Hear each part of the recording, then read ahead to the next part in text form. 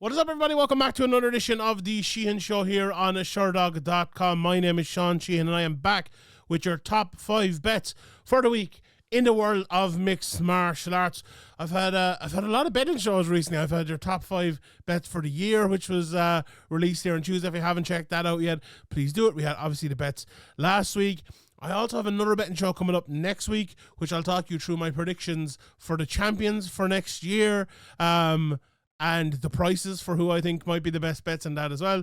Plus, next week as well, I'll have the top 5 bets for the week. So lots of betting shows to start off the year. I didn't do that on purpose. It's just the way it happened. But it's always good. It's always good to have a look in and see who you think you should be betting on, or who other people maybe have an eye on as well. Because, you know, sometimes, as I said before, maybe I'll have a look, I'll mention something, I might give a pick, but someone else might pick up on something I said and pick someone else, and that's, you know, that if you get the bet right, where you get it from, whether it's a positive or a negative, if it turns into a positive, it's all good. So there we go. Before we get to this week's bet, let's have a quick recap of last week's bet. Obviously, we're starting back from zero after going 50% last year. After going, let me just check again, 13 of 45 overall on the Flyers, which I was very happy with. My aim this year, you know, I was talking about it last week. If I could hit 10 Flyers this year, that seems like a lot. But if I could hit that again, I'd be doing well. And I'm not as fussed with the overall percentage of the bets I get right this year. I would just want to hit better numbers, want to hit bigger numbers, and that's where we're going to go for this year in terms of the individual bets themselves rather than the overall record. So last week was a good week. We started off very, very well. We hit 3 from 4 of our bets, which is brilliant. You'll take that any week. And the Flyer didn't hit. But the 2 bets that didn't hit were pretty close, let's be honest. The Flyer was a lot to win by decision at plus 450. Now, you could argue we were, 30 seconds away from that happening. You could also argue we're 30 seconds away from a draw, or 30 seconds away from him getting beaten even more. But what happened was Neil Magny won the fight, and he deservedly won it. An absolutely brilliant comeback and a great win for him. As I said last week, I was thinking about picking Neil Magny as my Flyer, and I was going to pick him by decision, so I wouldn't have won anyway. But what a comeback from him. But I think anyone who had that picked and who bet on the plus 450 Malat fight decision, as that fight was entering the 3rd round, you were probably thinking, well, this is probably going to happen now. You know, he was doing well. Magny was surviving. It didn't, you know, it looked like he could get the finish, but obviously these things happen in mixed martial arts, as a famous man once said. The other bet then that didn't hit was plus 205 for Bueno Silva to win by submission. Again, another bet that almost happened, but it didn't. You know, she got in a few positions where she could get the submission. You know, I had a bit of a flutter on this one myself. I was really, you know, I wasn't that I was sure over it. I really thought it was going to happen, to be honest. But Pennington hung in there. Bueno Silva probably showed why she has, you know, had the career she's had so far. You know, in that fight, she just didn't have it in her, like, you know, she just didn't have it in her, and Pennington had it in her, and she won the fight. So fair play to her. And in the 3 winning bets, all pretty straightforward. Sean Woodson, although that was a split decision, plus 150. I couldn't believe that price at plus 150. Between him and Patterson in the other fight, I was speaking about that as well. It was the moving up in weight class was the reason I kind of didn't go for that one. I thought the prices were a little bit off on both of those, but the other bets that I gave, also I thought the prices were relatively good, although they were minus prices. So minus 163 for Arek Voshek, who won pretty handily in the main event over in KSW, and in the over 2.5 rounds in Dricus du Plessis versus Sean Strickland at minus 130. I think that was, not to pat myself on the back, I think that was smart money in a close fight, because you get to the end of that fight, you have your minus 130 bet done and dusted. If you had a money line bet on that one, you're probably like, you're either very happy right now or you're very sad right now because it was a close fight. You know, I thought Strickland won. A lot of people thought du Plessis won one of those fights. So those sort of fights, when you know it's going to be close, and they're giving you not a million miles away from even money on an over 2.5 rounds. Yes, please. And that's definitely the sort of bet that we want to be looking at as the year goes. That's smart betting. Because, like, it was a pick 'em fight, really. It was a pick 'em fight. I did I did a picks video over for Severe and Main. I think there was 8 of us, and 4 went Strickland, 4 went Duplessis. Just tells you, from people who are studying it, people who are looking into it all the time, we can't even make some out of a call in it. It tells you how close of a fight it was, and that was the way it played out as well. But yeah, happy with those 3 out of 4 from last week, and the Flier as well. Right, let's get into this week's bets. We have no UFC this week, but luckily for me, I have prepared pretty well for this because I had a One Championship preview, and I have a preview with Mr. Brian Lacey for Oktagon 52 as well. So my bets are going to be from both One Championship and Oktagon. Luckily enough, the prices are out for these already. The prop bet's not really yet, but my Flyer this week is not a prop bet anyway, because there was one bet that really stuck out to me, one money line bet that stuck out to me like a sore thumb this week. I don't think you'll get a better better value money line bet this year than this one. Now, not to say it'll definitely win, but the value is there. We will get to that in bet 5, but we're going to start off with bet 1, and I'm doing something I don't normally do. I'm going to give you a double here, or we call them a double here, a parlay, a 2-bet parlay, maybe you could call it, over in the States, of Garry, Tonon and Sage Northcutt, to give you a combined bet of plus 109, Tonon minus 225, and Sage Northcutt also minus 225, funnily enough. I like both of them in their fights, to be honest. Sage Northcutt is fighting Shinya Aoki, and Garry Tonon is fighting Martin Nguyen. In 2 fights, you could say that they are going to be big favourites in. First of all, on the Sage Northcutt fight, look, he's Shinya Aoki. Everyone knows what Shinya Aoki is. I spoke about it in the preview show. He is a guy that will, go for you, attack you, try to catch you, and that could be dangerous for Sage. I think that's probably why Sage isn't minus 500 or minus 600. But at the same time, if he doesn't get you early, you'll surely get him. Like, Sage hits pretty hard. I don't think you'll want to get hit by Sage, but by any means whatsoever. And I think if that fight can be dragged a little longer, I think Sage will really, really have enough for him there. Sage is coming back off of being out injured for 3 years or something like that.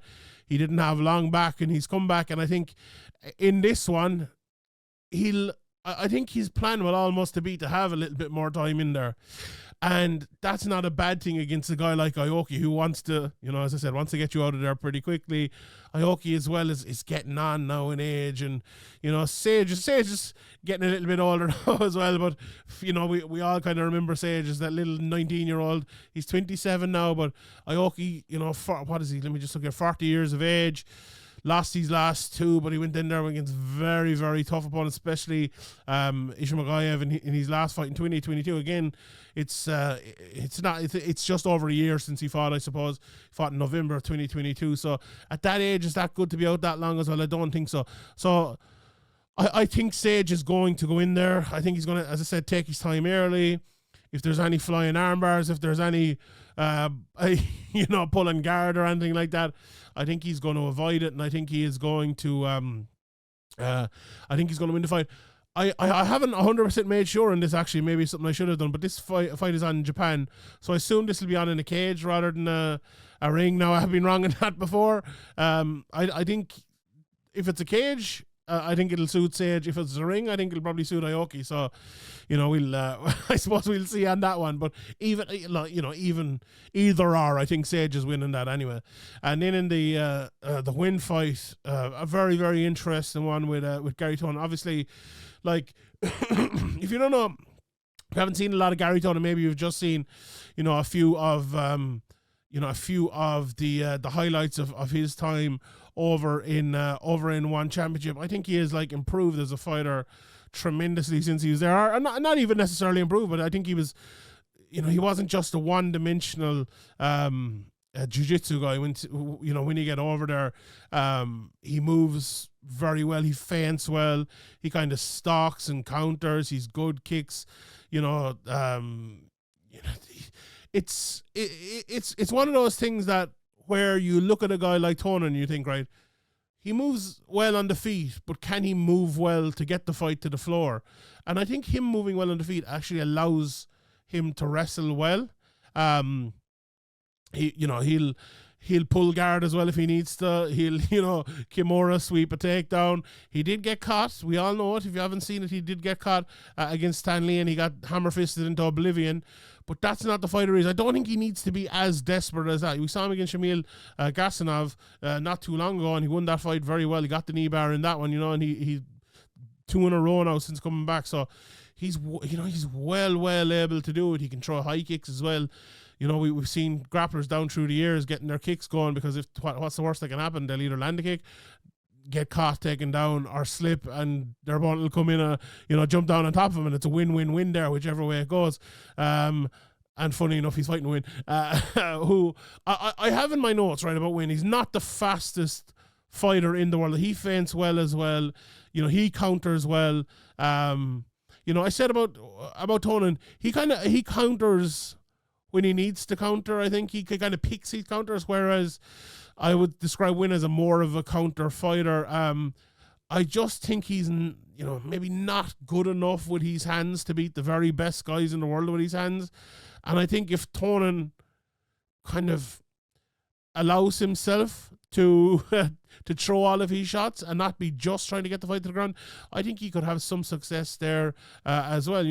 Against the former champion, this would be a massive win for him. But like, you look at Martin Win's record, and you see he, as I said, maybe not the heaviest hands in the world, but still 10 knockouts and 15 wins. That's a lot. He's only 2 gone to a decision in all of those wins as well. So he's not out of it by any means. But I do like, I think the problem here for Win is, I think Tonon's looseness on the feet, his advantage in the speed will lead to him landing shots on the feet, but also him being able to get takedowns, in my opinion. And that is a tough place to be if you're Martin Win. So those are the first 2. Those are the reasons why I'm giving you those first 2. And at +109, I think it's a pretty good parlay for the first bet of this week. Second bet of this week is also from one championship. So I'm giving you 3 guys from one championship, 3 guys from Oktagon. So I was a bit surprised when I saw Gustavo Balart at +100 to win his fight against Koba Minowa. It's an interesting fight in that, there a lot of those guys that at the lowest weight class, the strawweight weight class, have fought each other before, and you get a good idea of who they've lined up against before. Do a bit of MMA math, and you can see how it goes. But you look at Minowa. Okay, right. He's lost his last 2 fights to Masuanu and Jared Brooks. Okay, everyone loses to Jared Brooks. Fair enough. But it felt like Balart was the next guy who was going to fight against Jared Brooks, because he's won 3 in a row.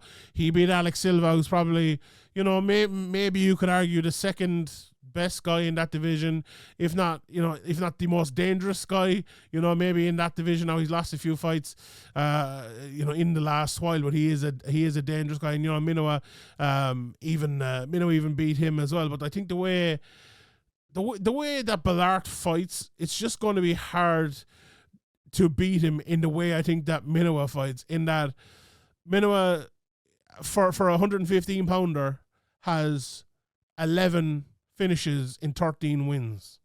Balart has 10 decisions in 11 wins. That is a more likely way to win when you're that size. He's 4'11". These guys are the smallest guys fighting right now, 5'3" for Minowa. And Balart as well, like, when you watch Balart fight, he fights like he knows he has something in his back pocket. And what's that he has in his back pocket? It's that Greco-Roman background. He was an Olympian.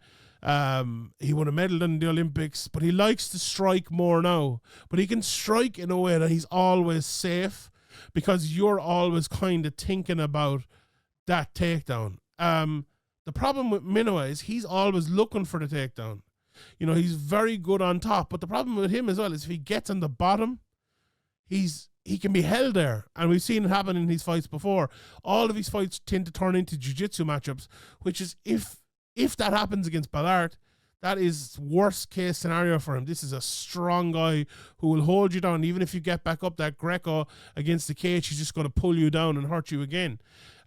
He's a nightmare of a style. He's a southpaw as well. You know, Minowa is very loose on the outside, and he will stay away from him for large periods throughout this fight.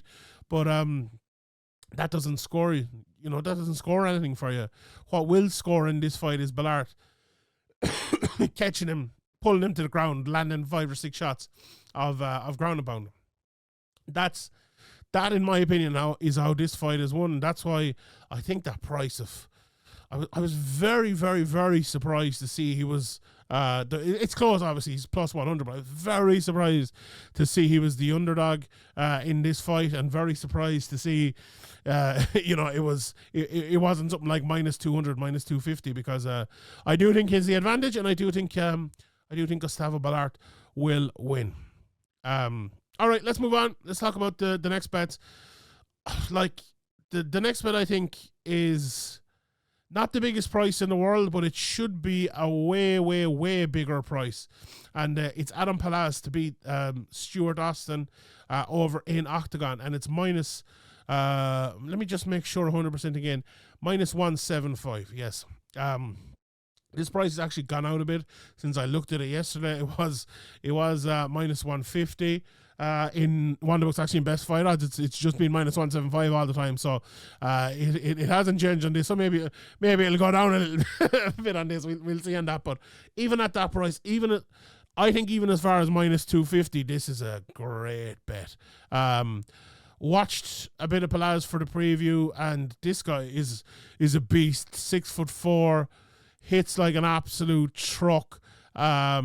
You know, 9 wins, 7 by a finish, and I'm amazed the other 2 weren't. His last fight out was Sofian Bakaju, who's, you know, been around for a long time, been in with Stipe Miocic, been in with Rug. He's been in with everyone, and he took him to decision. He was in decision actually in his fight before that as well, but I'd be very surprised if he didn't get back at it in this fight. He's fighting Stuart Austin, who's now 35 years of age, another guy who's been in there with Tom Aspinall, and would you believe it, he beat Tom Aspinall, but he's not the same fighter he once was. Look, he's won his last 2 in a row, and fair play to him, but, you know, he lost to Bruno Capoloza, got knocked out early in that fight, lost to Hinan Fair, knocked out early in that fight. His wins in the last few years, apart from maybe the Bakaju win, haven't been over the best level in the world, and every time I've seen him fight, you know, he looks like a guy who is going to be finished, is going to lose, is going to be knocked out. 8 losses, 7 by knockout. And that's what's going to happen here again. I'm almost certain of it. I think, you know, that... let me just see if I can pick out which Palasz fight it was. I think it was the Jackman fight at Oktagon 38, where he literally kind of knocked him down and knocked him down and knocked him down. And this man is just blunt force. And when you're a guy like Stuart Austin, you know, who is a good, well-rounded fighter, doesn't maybe the hardest hitter in the world, has kind of good submissions and things, but you go across the cage and you put that sort of pressure on him, you get him backing up, and you don't get him landing any of his stuff or putting forward any of his offense, and it's going to be a very, very, very hard night for him. And I think that's exactly what it's going to be. I genuinely think he's just going to walk him down, land load of shots, and that's going to be that. I like his game. I think it's the sort of game, the higher up the level you go at heavyweight, it mightn't be as useful as it is right now, but against Stuart Austin, I think it absolutely will be. Right. That is bet number 3. Bet number 4 is in the main event, and I'm going for Jack Cartwright at minus 110. Again, this is basically a pick'em fight here. I was kind of surprised when I saw that. I watched a lot of tape on, especially McGard. I knew Cartwright an awful lot. He used to be the Cage Warriors champion, and I've watched him fight, 10 times at this stage, so I know plenty about him. What is Cartwright? A very good wrestler and a very good boxer. A lot of people say about Cartwright they don't know what his best game is. Is it wrestling or is it boxing? You know, we've heard that in the commentary many times during his fights. We've heard him even saying it himself that, you know, a lot of people looked at him as a knockout artist, and he goes, no, well, I'm actually a wrestler. And that's the type of fighter he is. The biggest issue, I think, for him is mixing them up. It's kind of the in-between bits. He's the sort of fighter that has such a skill set that I think in time, it would be an absolute shame if he didn't put it all together and go to he's already been to Cage Warrior Championship level. He's going to be at Oktagon Championship level. And where do you go from there is a level, you know, he was in the Contender Series. He ended up losing that fight. But, you know, I think Jack Cartwright could be on another level. But speaking to a few people about him, there is a tendency with Jack Cartwright, like, to maybe have halted the development a little bit, right? And, you know, maybe he was out for a good while there. He kind of chose not to fight for a while when he was trying to get the opportunity in the UFC, and then it didn't happen. And, you know, he went backwards for a little bit, but now he's finding his way again with Octagon. So the mindset, maybe the part I talked about there about needing to add a bit to the skills to take the very good skills to the next level. Has that happened?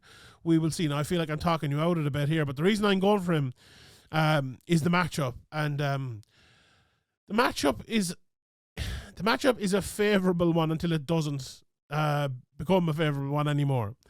Magard is... Look, you describe it as... we all watched the fight between Mike Malott and Neil Magny the last day. Like, Malott was the better fighter. He was winning, but the durability, the ability to stick out, stick in it, to be there when your opponent gets tired, when their superiority in skills is no longer the most important thing in the fight, and durability and cardio is.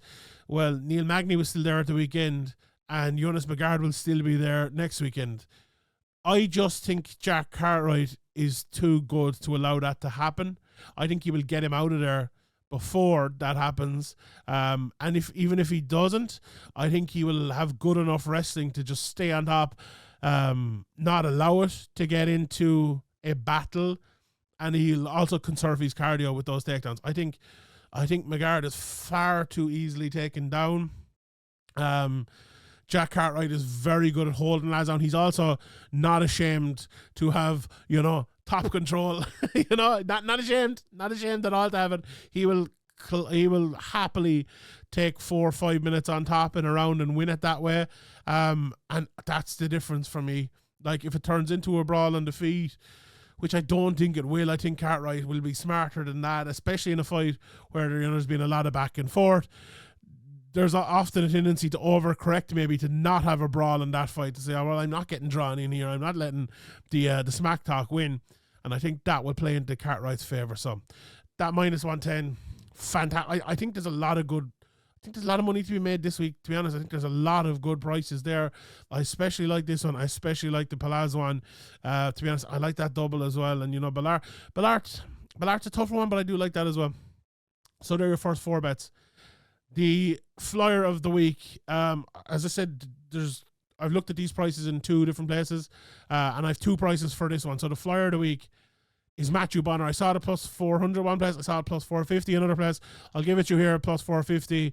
We can adjust it afterwards if the price is lower when it comes up, but I don't think this price will stay for very long, if I'm being honest. This is a mad price. So he's fighting Mateus Piñas, who... do you know what I really like as a fighter? I think he is a very, very good fighter, and there's nothing against him at all. But it's the price in this one I just think is absolutely crazy altogether. Like, you know, So, who is Mateus Piñas? He is a former high-level kickboxer. He also went to Dana White Contender Series. He ended up getting submitted in a minute there, but he throws some lightning fast shots, and not only that, he is, you know, big and tall and lean in a southpaw. He is, you know, relatively good takedown defense.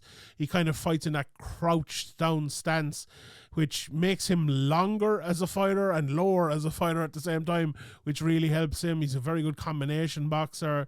You know, there's a knockout with the jab, and just everyone tries to wrestle him, and he's doing a better job at defending at all times, right? But he's meeting Matthew Bonner now, who is a good striker, an improving striker, but a very good wrestler who will hold you in the clinch. He's a strong man in a strong man's division. That's my notes I have on Matthew Bonner. And he beat Matthias Frederick.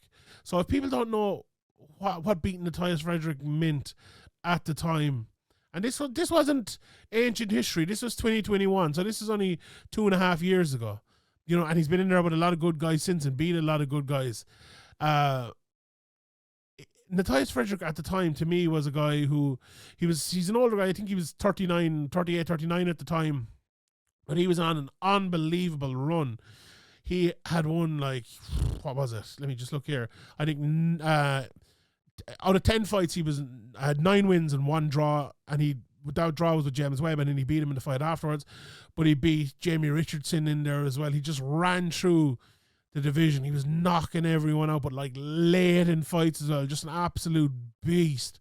And then Matthew Bonner went in there against the scariest guy in the cage, whereas who everyone was talking about going to the UFC, and he beat him down so badly that Matthias Frederick didn't come back for 2.5 years.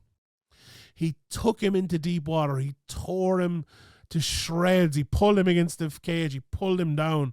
He rear naked choked him in the 4th round. And you cannot teach a heart like that. You cannot teach a guy to not be afraid against a guy like Frederick, who was such a good fighter at the time, like that. You can't teach it. You really, really, really can't. And that's why I give him a massive chance in this fight. As I said, he's only 33 years of age as well. It's not like he's the oldest guy in the room or anything. He's won his last 2 fights, won 4 of his last 5, only losing to Darren Stewart in the decision. You know, he's only lost as well as that is Oban Elliott who's in the UFC now since 2021. So, you know, he's won a lot of fights. He's a very, very, very good fighter, and I am very surprised at this line. Like, and let me just get you the price of Pinyath. His price is, I'm looking at Oktagon. I'm looking at one and not Oktagon.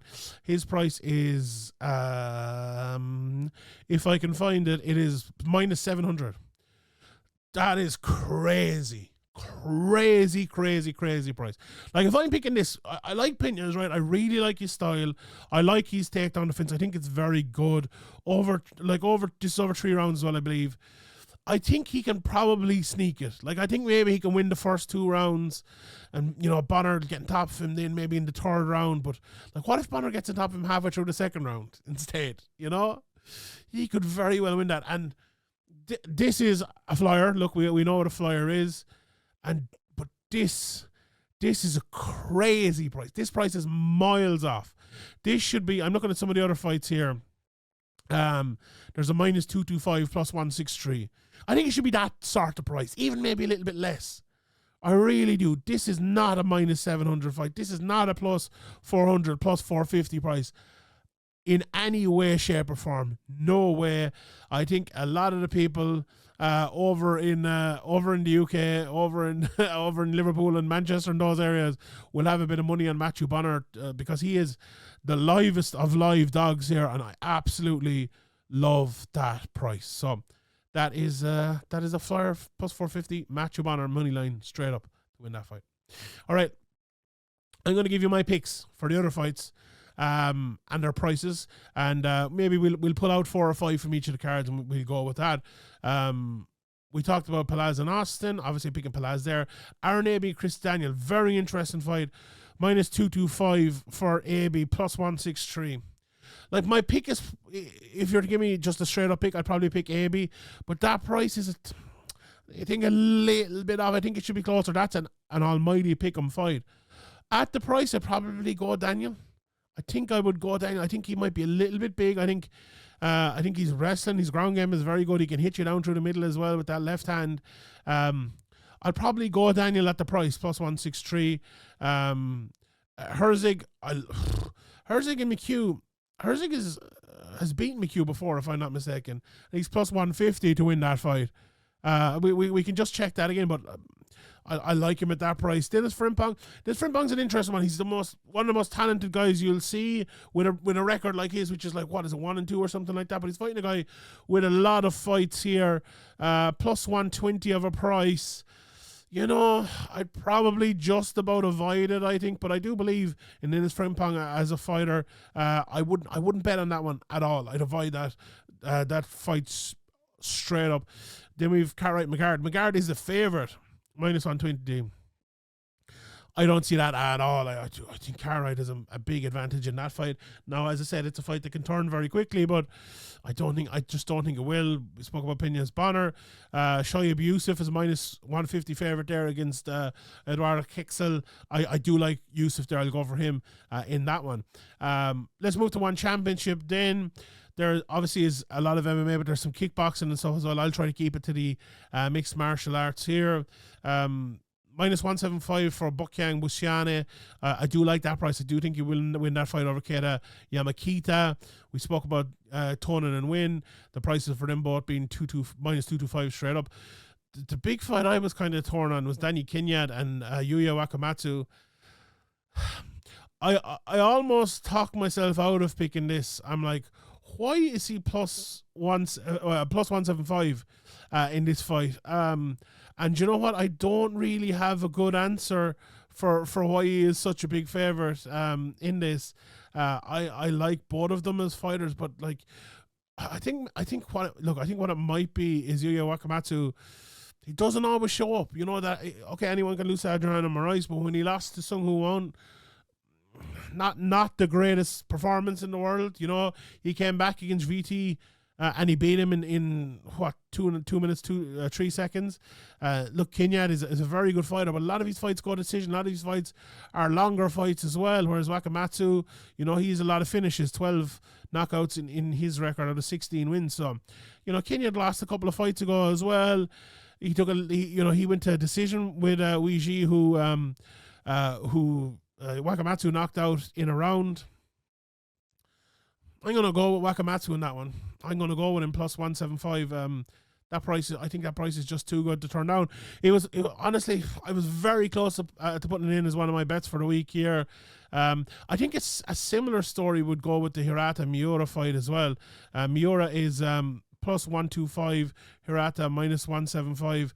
Like, Miura's win over Mangbo last time out was a fantastic win, but I don't think she had shown the ability in fights before that. Now, if I'm you and I'm betting in this one, what I do is I wait later in the week till the props come out and I look for the price to win by submission for Miura, and I probably back that.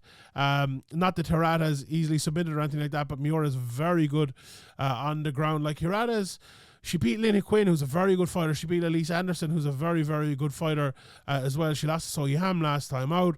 No shame in that whatsoever. But, you know, if she wins, she's probably going to have a bit of a longer fight, maybe win by decision.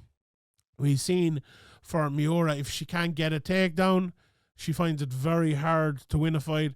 You know, she got absolutely destroyed basically by Xingyang Zhang in the championship fight over 25 minutes in January of 2022. So, you know, as I said, the pick is going to be Miura by submission. I don't like the straight up prices for either of them there.